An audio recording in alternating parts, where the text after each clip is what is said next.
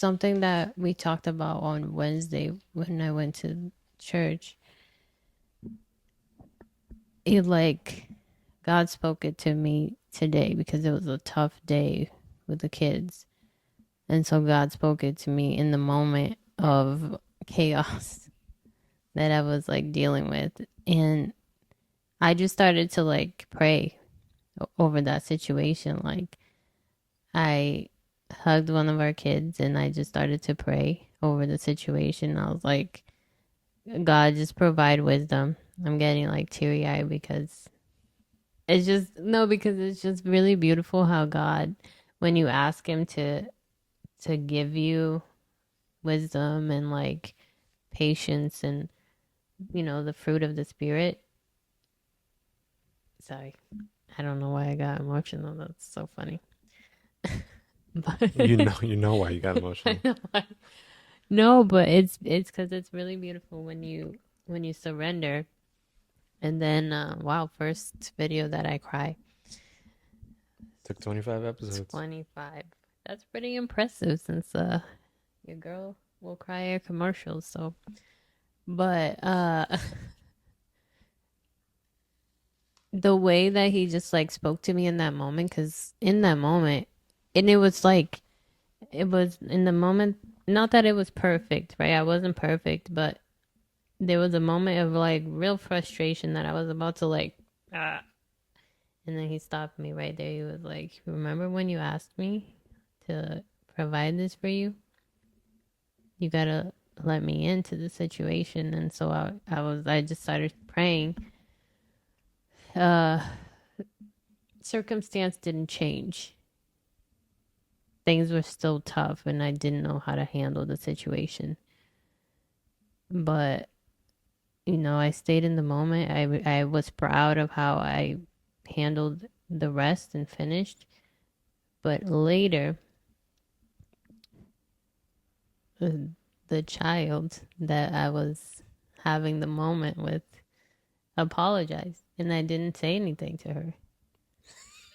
Oh, to her. Well then, Okay, Naomi, it was you. all right. It was, but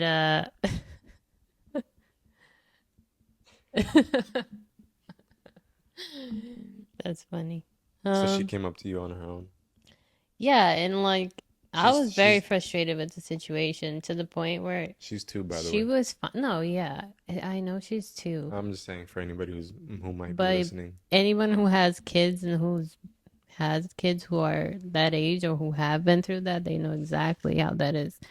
But, after the whole thing was like calm, she was back to herself.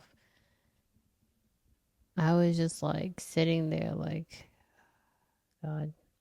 It's like, thank you for just like guiding me through it. And like, there's like one tear fell down because I was just overwhelmed.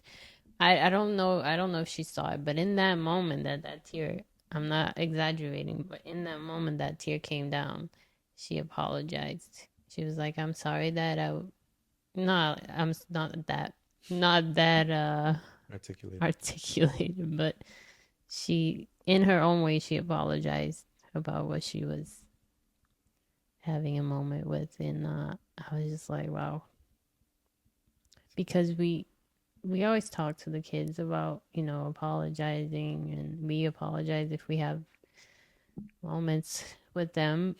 But just to see them do it and not being asked and not, and then, that was my opportunity to also say, like, it's okay, like, I understand, but like, explain to her. And It's funny too.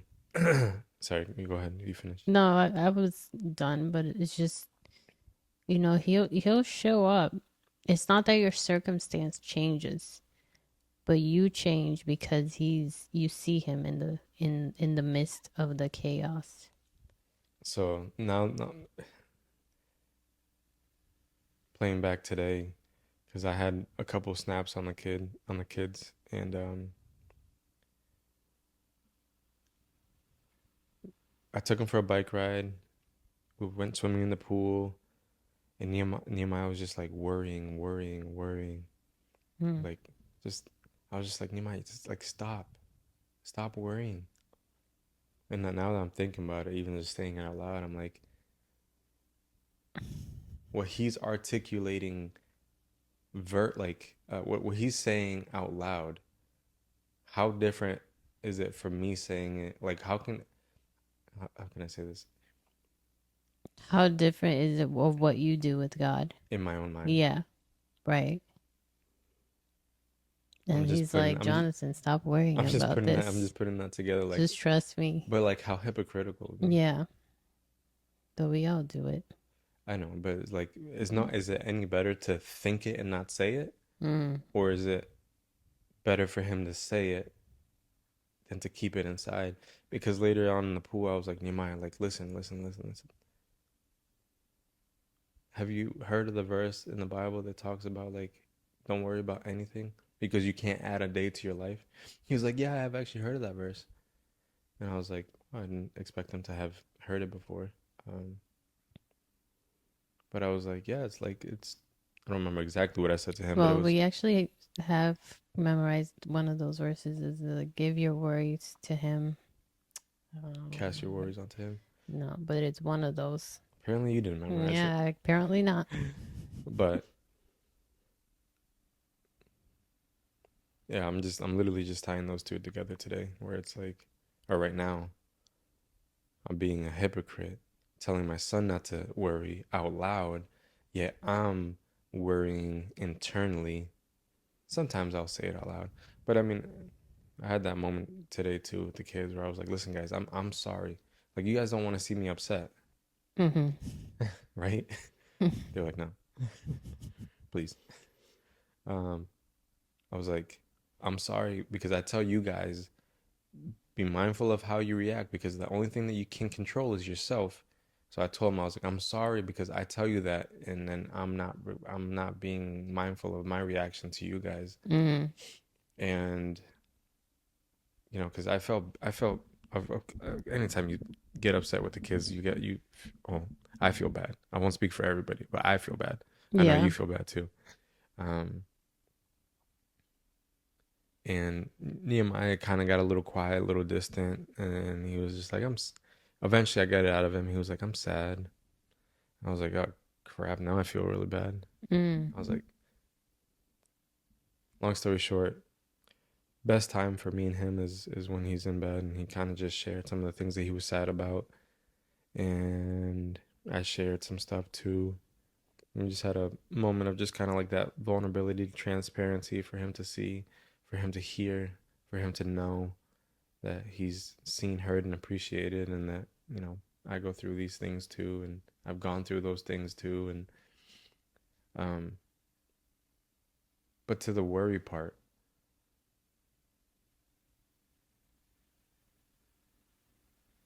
I don't really understand if God wants us to,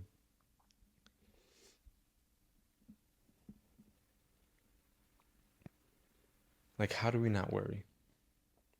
How do we I don't really? think that that's not. I don't think that's what that means. Like you can feel what you need to feel. So worry is a feeling that God gave us, but it's the staying in that worry that then causes you to have anxiety, causes you to have depression, causes you to do things that are out of character.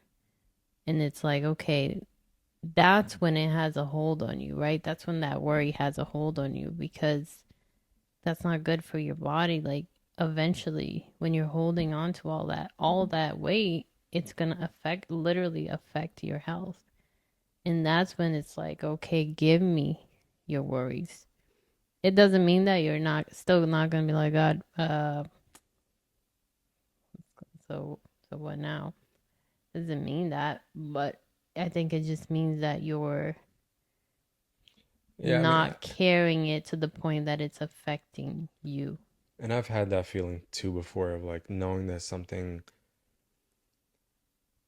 naturally I'm worried about, like just thinking about it constantly and just thinking about all the possibilities. all the things that could go right, all the things that could go wrong, where I'm not prepared for it. Have I messed up? Have I overdone myself? Have I whatever? And then I'm just like, all right, there's literally I've done everything that I can do. Yeah. Let me just step out of the way because at this point, literally, there's nothing else that I can do by thinking about it. At this point, I just have to surrender and say, you know what? If something doesn't come out of this or not what I expected to, it is what it is. I Mm. cannot change the hour of this moment. I cannot add another minute to the day. I cannot add another day to the year. I cannot add another second to my life. So let me just stop because that's where the surrender has to happen. Yeah. And so I'll share like what happened tonight a little bit. What is she a pastor? Pastor Amy? Like is she pastor? The pastor's wife? Amy? You would call her pastor. I don't well no, because if she's not a pastor you wouldn't. I think I don't think so. I'm not sure. But she was sharing how so like how do we shift our focus on God, right? How do we with all that's going on, how do we shift our focus on him? Because there's so much that want so many things want our focus, our attention right now. And the three things that she pointed out were look back, which a lot of the time the world will tell us to not look back, right? But what she meant by that is look back because that's how we find God's goodness in our lives. We see what he's done for us. We see how we got here. And then the second thing was look around. Look around at the beauty that God has created, but also look around the people that are there for you. And then, Can I just add real quick to that? yeah. Because it's literally two things that I've talked about. One of them today and another one this week. And it's that time, like something that I've really realized has been important in my life in this season is looking back at God's Mm. fingerprints over everything. I think I've said that before, right? Yeah. And just seeing that I can't see any part of my life without seeing his fingerprints. Right. And then that allows me to be like, oh, he was there. Oh, that was him, or that was his intervention, Mm-hmm. or that was a coincidence, or like I say, God showing up in disguise. And then I told Nehemiah today when we were talking in bed, I said, you know, would you rather be sad? Would you rather be happy and not have like I used me as an example. I was like, would you rather be happy and not have me? Or are you okay with being sad for a moment but knowing that you have me in your life? Mm-hmm. What would you rather have? And he was like, well, rather be sad and have you. And I was just trying to illustrate to him like at the end of the day, regardless of what we go through, well, all the emotions, all the ups and downs that we have to look at the things that we need to be thankful for. Because we were talking just about I brought it up with him. It was just he was sharing a lot of the things that he was sad about. I was sharing things that I was sad about, or that have happened in my past, or that are happening in the present. And I was like, okay, I don't want to go to bed on that note. Mm-hmm. I want to go to like what are you happy about? And that's where I was like trying to paint that picture of like, okay, we have each other, right? Are you happy you Mm-hmm. have me? I'm happy I have you. Are you happy you have Naomi? Would you rather have an annoying little sister? Well, that's what I said. I was like, I know she annoys you. I was like, would you rather have an annoying little sister that loves you, or would you rather have no Naomi? He was like, oh, I'd rather have Naomi. Mm-hmm. I was like, that's what we have to be mindful of. Is like, regardless of everything that we go through, at the end of the day, we have food, we have shelter, we have each other. Mm-hmm. Let's look at that. Yeah. And the focus is important. What your focus is on is important. And they did this. I'll show you this to see what you see first. Whoops, not this. What do you see? God is nowhere. God is nowhere. God is nowhere. Yeah. So some people saw God is nowhere, and then some people saw God is now here. I saw God is now here. Mm. And so it's funny how we can It's my all dyslexia. dyslexia. It's funny how we all see the same thing but have different perspectives. Mm. Um, and that's because it all matters like what our focus is on. And then she was saying like, how do we then put our focus on God? And it was those points that I was talking about, looking back, uh, looking around, right, for the people around you, the beauty that God. I mean, even like living here in Florida, we see a lot of the beauty that God has. It's like that like you know the those like Instagram things where it's like whichever word you focus on is the word you hear. You know what I'm talking about? Mm. Yeah, no, I don't, but Because if I can literally picture. they have two words on the screen, and based on the picture that you're paying attention to, based on the word that you're paying attention to in the picture, when it's like this, it's like a distorted audio. It's the one that you end up hearing because you're looking at it. Ah, I see. Yeah. And the third one was look up, right? Look up and see God. Um, he said in his word that he's always going to be there for us, but he didn't say that we wouldn't have. Are you looking at me like that? No, we wouldn't have worries in this world. Um, but it's if we have our focus on him. He said that we wouldn't have worries. No, he didn't say we wouldn't Oh, have okay, yeah, worries. I was gonna say because he promises. He's like, I promise you, you're gonna have some trouble, But the other thing that I really liked but take light. that I've overcome the world. she said was like what happens now is what builds a legacy of strong faith in our family. So the thing you could have gone through hardships, right? You could have gone through things that felt very hard, which we all have, and you see that for at least for us, I think those are the moments that we were even more putting our focus on God because it was so hard to carry that we needed him to we needed to see him in anything. Yeah, And to think now that that was a foundation, right, of the legacy we're building for future generations. And that's just going to become stronger and stronger. Look at our parents. They build the foundation based on what they were given and what they were able to get. But now, this generation is already, I think, stronger even. And then it only goes up from there.